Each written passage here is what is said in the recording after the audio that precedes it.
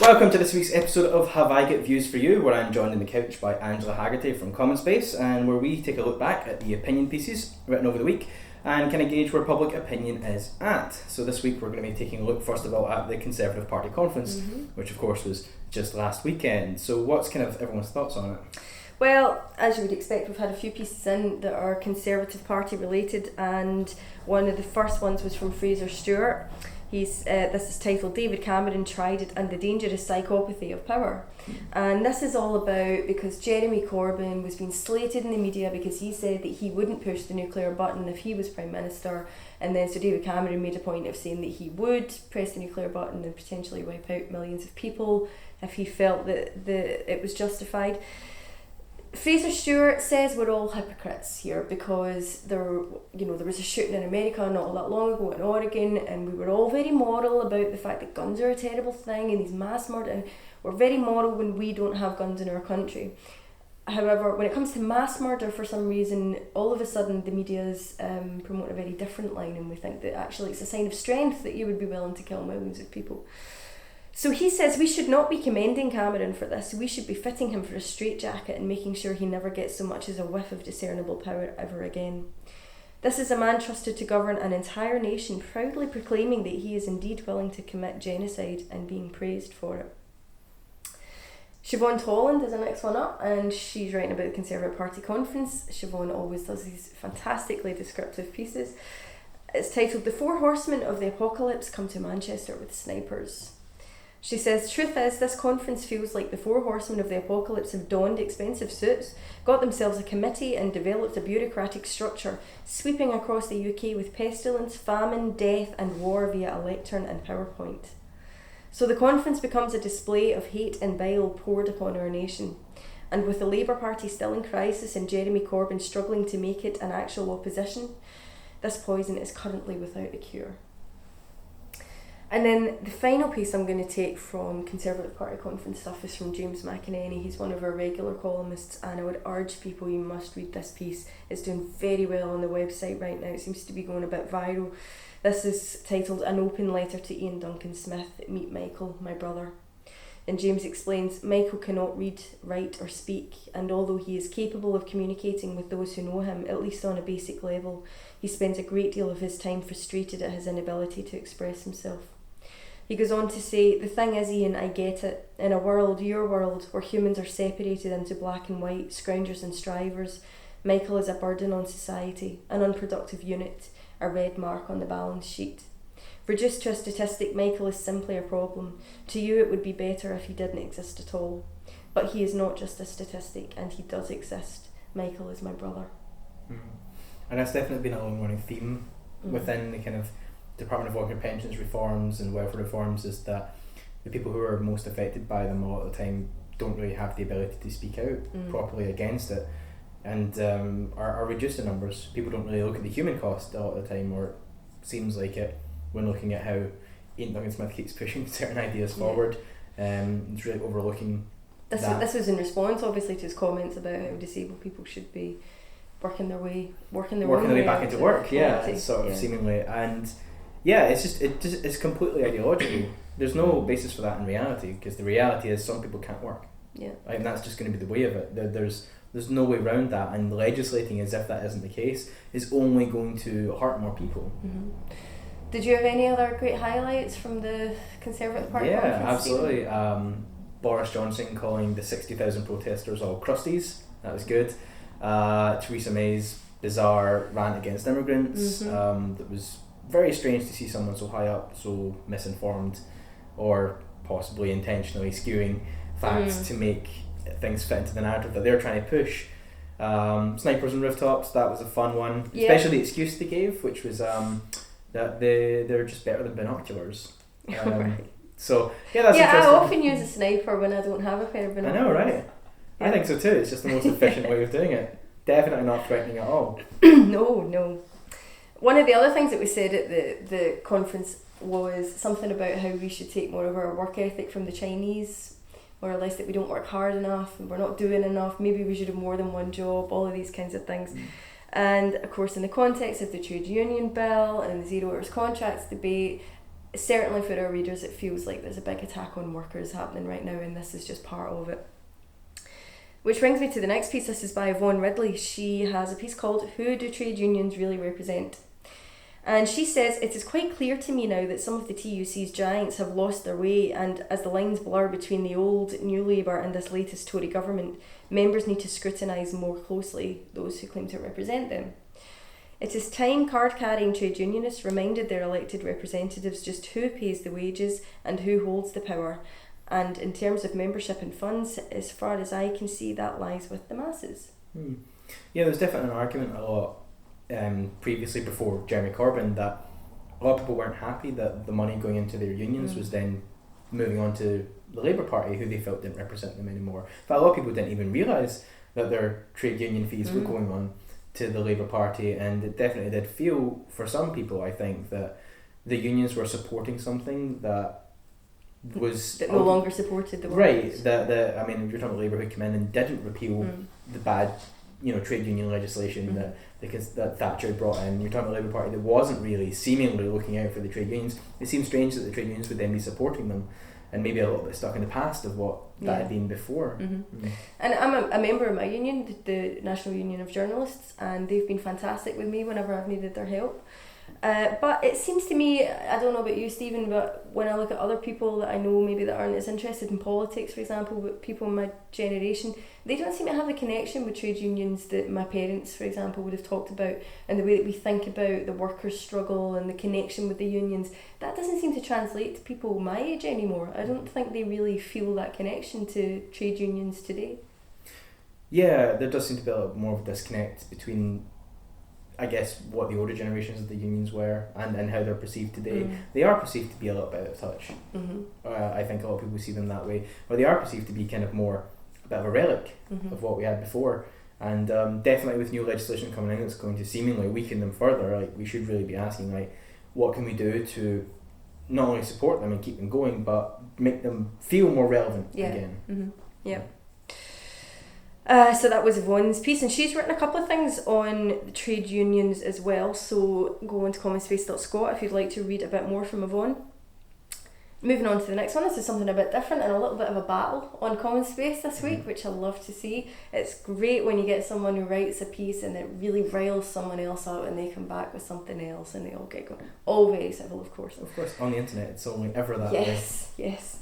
And this is a bit out there actually, it's not really connected to what you would think of as big stories of the week, but this is by Ross Alfeld. Why bitter words between believers and secularists will only halt progression. I say, this seems a bit out there, but it seems to be this is in response to kind of a long running kind of battle that often plays out in the media between religious and non-religious groups who disagree obviously on many things and how much connection religion should have to the state. So Ross says, some of these exchanges between the Free Kirk and the secularists in various national newspapers and in other media outlets have been pretty fiery at times. This is mainly because Scottish secularists are generally perceived by Scottish Christians as being especially anti-Christian, intolerant, and not really secular in any real sense. For me, such debates are symptomatic of a nation which is asking itself positive questions and is trying to work out what kind of country we want to have in the future. Also in that piece, Ross made a comment about a perception of secularists being quite militant, and that certainly upset the secularists. So we had a response piece from the Chief Executive of the Humanist Society Scotland, Gordon McRae, and it's titled "Atheists and Humanists in Scotland are not militant." And he says, far from being an attack on religion, this is a plea for equity between all belief groups. The accusation that the role of religious groups in public life is under attack or a reproach aggressive often fails to differentiate between the criticism of the religious institution's legal and cultural privilege and the personal criticism of an individual's personal beliefs. As society changes, it is right that we question the special legal privilege afforded to churches over the lives of people who do not subscribe to their teachings. And that's what this issue comes down to for me, is privilege.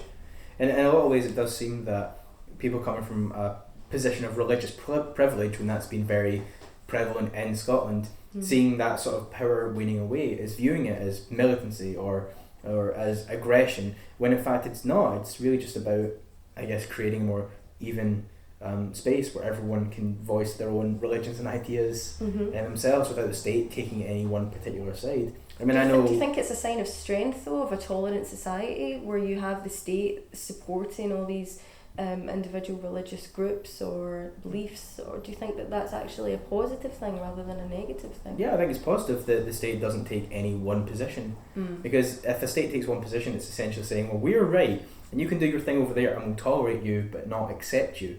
Right? There is a difference, and we do need to work away from that because it is heavily ingrained in our society. Yeah, so I went to a primary school in Paisley that was non-denominational but was very much a Protestant primary school, directly across the road from another primary school that also was non-denominational but was the Catholic one.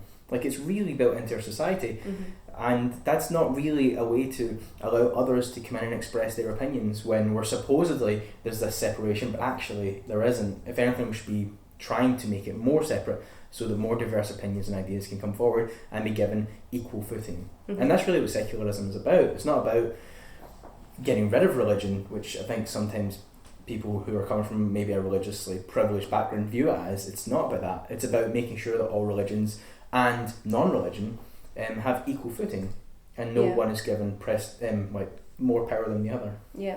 As someone that went to a Catholic school, actually, and I grew up with parents that believed very much, and my father still would, in the Catholic schools, is that I think for them it felt like the religious aspect was part of the culture, it was part of their kind of identity, and that comes from kind of Irish Catholic minority thing, and the feeling of, or the threat that the schools might be taken away was almost translated in that community as a feeling like your cultural rights were being impugned somehow. It wasn't just about the religious thing, it wasn't just about the relationship between church and state, that actually it was a more aggressive thing.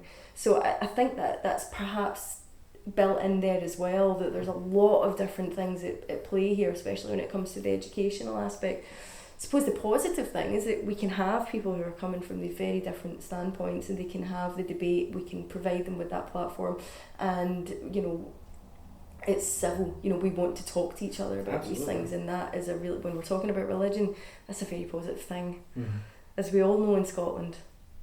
Until somebody calls somebody else a militant. Yes.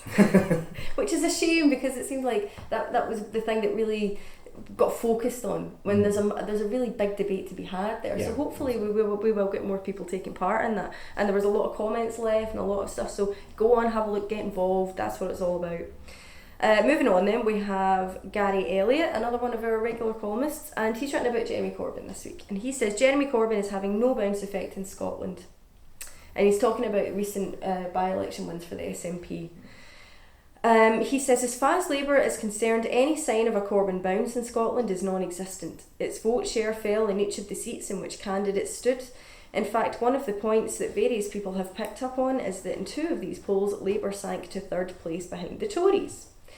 So this is a really interesting one to watch, Stephen, as to how much of an effect, if any, Corbyn is going to be able to have in Scotland, because he definitely energised people. He got people out to his rallies when he came to Scotland, and he's got people interested in what he's got to say.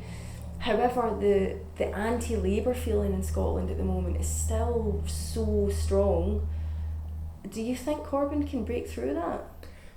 No, not really. I don't really know what will happen longer term, and maybe he will. And in all fairness, I think he probably will bring back some support to Labour in Scotland, but definitely not to the levels that they've had in the past. There definitely is a trend in Scotland of once you've kind of, I guess, been perceived to do a certain thing, that's kind of if you look at how conservatism in Scotland is pretty much dead because of Thatcher.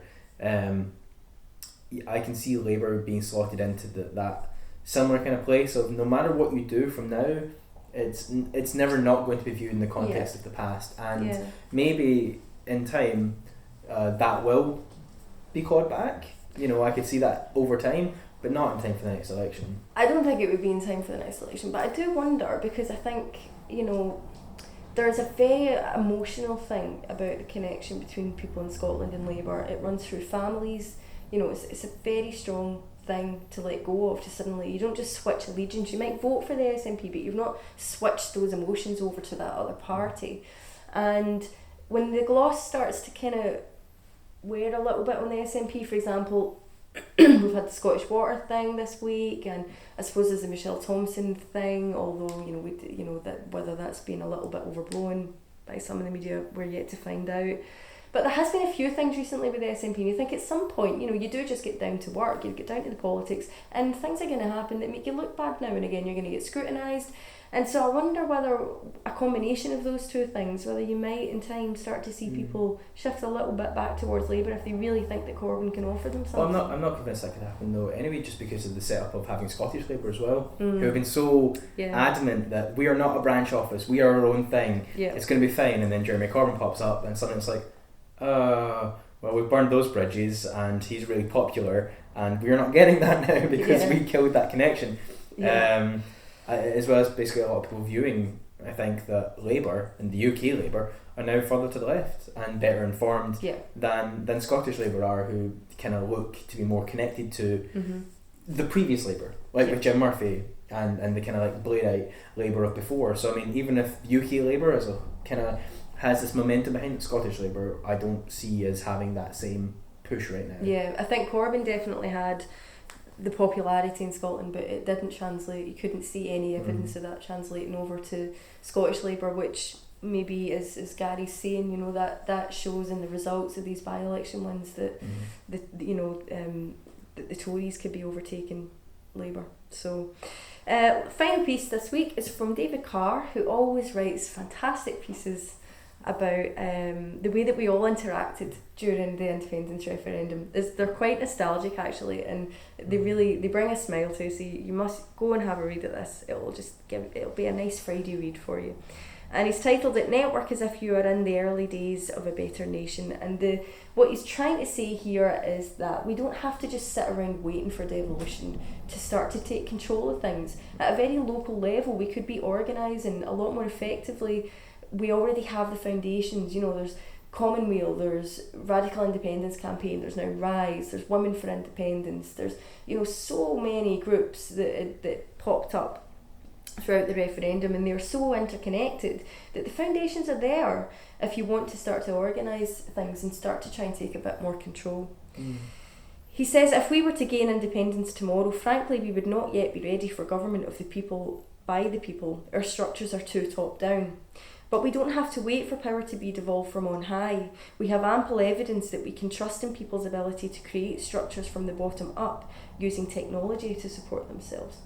So what do you think, Steve? I mean, this is kind of that thing about, do we wait for independence and devolution of powers to start to take control, or do we look at what we have right now and think, how do we make the best of the power that we've got? How do we grab as much of what is already there as possible and start to build the new Scotland now, today? Yeah, I mean, I think we really should be doing that for multiple reasons. Other than the fact that one, we'd get a better country out of it at the end of it, but secondly, if you're looking at it purely from, I guess, an independence-driven perspective, if you've done everything that you can with the powers that we have, and we've done good things, that's being ready for the next step. Yeah. Sitting here doing nothing now, but demanding that we get, the sixth step down the line, just means that you're not prepared for it. Yeah, it's like jumping ahead of yourself. It inspires confidence in people to vote yes in another referendum when they can see that you can take more powers and be responsible with them.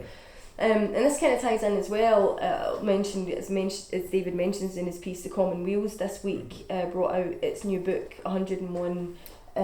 It's a book of ideas. It's 101 ideas for creating a new Scotland, and that is based on the powers that we currently have, and I think the powers coming to us, how you could use those to create, you could transform Scotland just using the powers that we have now, and that we should be looking to do that. And if you can do that and you inspire that confidence perhaps in people, I suspect, given the process of devolution, that would lead people further towards independence rather than make them happy with their lot. Absolutely, especially because if you look even back to things that we've had devolved to us, other than the fact that devolved powers can be taken back, but I mean, more importantly, we have had things in the past where we have legislated with powers that we've had, like I think it's the Homelessness Act in Scotland, which had a really positive impact in terms of like helping people find homes, until welfare reforms at Westminster. So I mean, even though we have the power devolved, we can do what we can, but I mean, the driving case for independence is going to continue to be made by we keep doing the best we can, but still legislation elsewhere is having a knock-on effect that means that we can never fully achieve that until we have full control. And the best way to argue that is to try and do what we can now. Absolutely. So that's us. That was our week on Common Space. That's it, yeah. So that's everything then this week from Have I Got Views For You. You can engage with all of the articles that I've just been talking about on the Common Space website, and leave your comments below to continue the good debate. But until then, that's goodbye from us, and we'll see you next week.